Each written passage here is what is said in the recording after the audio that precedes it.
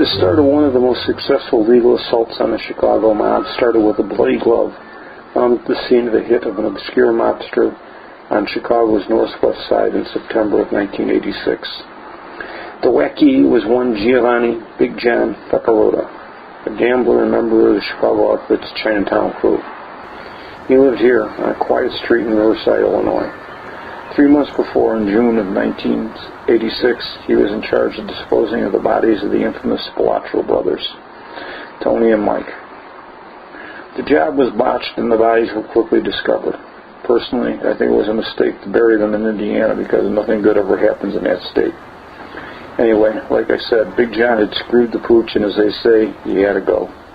On the evening of September 14th, Fecarotta left home with another pair of brothers, Nick and Frank Calabrese, who were fellow Chinatowners.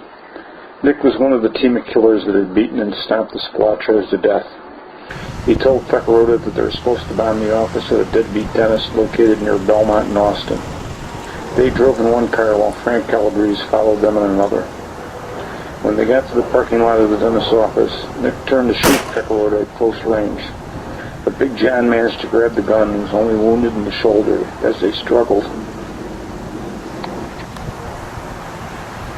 Fecarotta is out of the car like a rocket and heads towards the busy Belmont Avenue. He heads across the street to a bingo hall which is hosting its weekly bingo night. Hot in the heels is the wounded Calabrese. He catches up with him in the foyer and shoots him twice in the back of the head in front of a number of stunned witnesses. They are so stunned, or maybe distracted by the bingo prizes, who knows, but they can't identify the shooter. Now that's the Chicago way.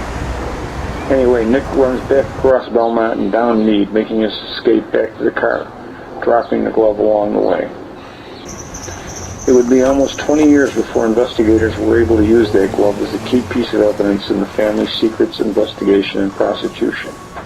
You'll find more information about this in the video description.